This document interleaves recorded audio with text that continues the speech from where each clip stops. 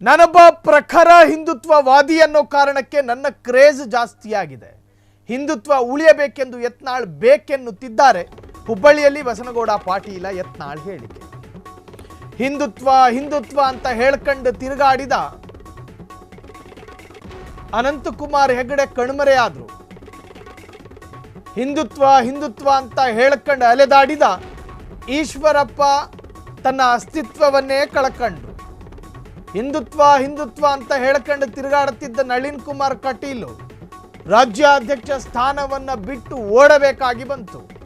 ಹಿಂದುತ್ವ ಅಂತ ಹೇಳ್ಕೊಂಡು ತಿರುಗಾಡುತ್ತಿದ್ದ ಅದೆಷ್ಟೋ ಜನರು ರಾಜ್ಯದಲ್ಲಿ ಕಣ್ಮರೆಯಾಗಿದ್ದಾರೆ.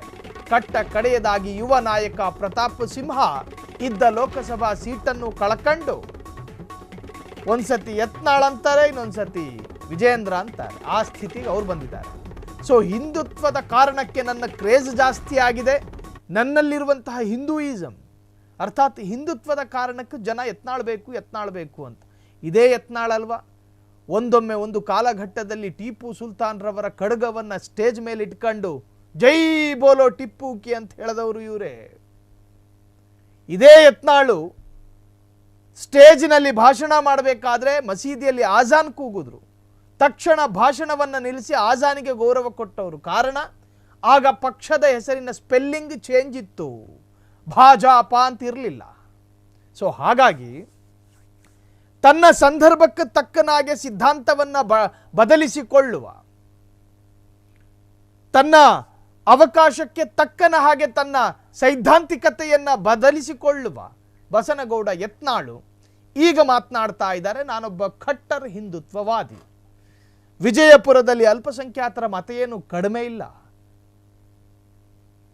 ಒಂದು ವೇಳೆ ಅಲ್ಪಸಂಖ್ಯಾತರ ಮತಗಳು ಒಂದು ಕಡೆ ವಾಲಿದ್ದೇ ಆದಲ್ಲಿ, ವಿಜಯಪುರದಲ್ಲಿ ಯತ್ನಾಳಿಗೂ ಕೂಡ ಒಂದಿಬ್ರು ಮತ ಹಾಕೋರು ಇದ್ದಾರೆ ಅಲ್ಪಸಂಖ್ಯಾತ ಸಮುದಾಯದಲ್ಲಿ, ಇಲ್ಲ ಅಂತ ಹೇಳೋದಕ್ಕಾಗಲ್ಲ. ಅದೇನೇ ಇದ್ರೂ ಕೂಡ ನಾನೊಬ್ಬ ಖಟ್ಟರ್ ಹಿಂದುತ್ವವಾದಿ, ಸನಾತನವಾದಿ, ಖಂಡಿತವಾದಿ ಅನ್ನೋ ಕಾರಣದಿಂದ ನನ್ನನ್ನು ಅನೇಕರು ಇಷ್ಟಪಡ್ತಾರೆ. ಬಸನಗೌಡ ಪಾಟೀಲ್ ಯತ್ನಾಳ್ ಇತ್ತೀಚೆಗೆ ನನ್ನ ಪ್ರಖರತೆ ಹೆಚ್ಚಾಗಿರೋದ್ರಿಂದಾಗಿ ಜನ ಹೊಸತನ ಬೇಕು, ಅದರರ್ಥ ಯತ್ನಾಳ್ ಬೇಕು ಅಂತ ಬೇಡಿಕೆ ಇಡ್ತಿದ್ದಾರೆ.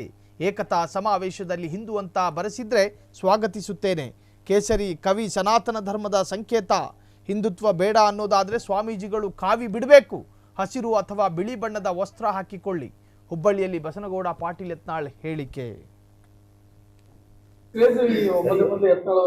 ಹಿಂದುತ್ವ ಕ್ರೇಜ್ ರೀ, ಯತ್ನಾಳ್ ಕ್ರೇಜ್ ಅಲ್ಲ. ಬಿಜೆಪಿ ಒಳಗಿರೋರು ಕೆಲವೊಂದು ಲೀಡರ್ಗಳು ಬರೀ ನಾಟಕ ಮಾಡ್ಲಕತ್ತಾರ ಹಿಂದುತ್ವ ಜೊತೆ.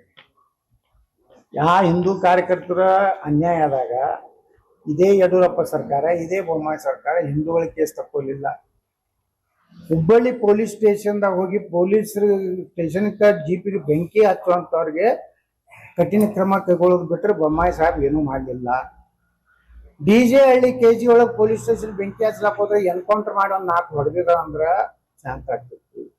ಹುಬ್ಬಳ್ಳಿ ಪೊಲೀಸ್ ಸ್ಟೇಷನ್ ಒಬ್ಬ ಮುಲ್ಲಾ ಪೊಲೀಸರು ಜೀಪ್ ಮ್ಯಾಗ ನಿಂತು ಭಾಷಣ ಮಾಡ್ತಾನ, ಕಠಿಣ ಕ್ರಮ ಕೈಗೊಳ್ಳಲಾಗುವುದು ಈ ಬೊಮ್ಮಾಯಿ ಸಾಹೇಬ್ ಹೇಳಿದ್ದಕ್ಕೆ ನಮ್ಮ ಪಾರ್ಟಿ ಕರ್ನಾಟಕದ ಹಿಂದೂಗಳಿಂದ ದೂರ ಆಯ್ತು.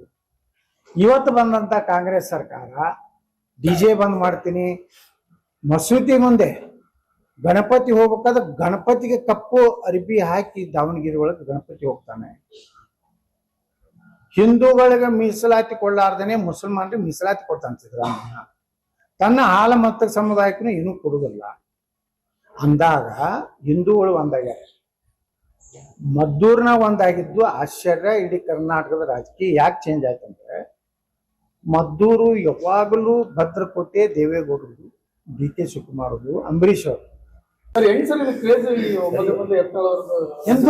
ಕ್ಷಣ ಕ್ಷಣದ ಸುದ್ದಿಗಳಿಗಾಗಿ ಫ್ರೀಡಂ ಟಿವಿ ಸಬ್ಸ್ಕ್ರೈಬ್ ಮಾಡಿ, ಲೈಕ್ ಮಾಡಿ ಹಾಗೂ ಫಾಲೋ ಮಾಡಿ.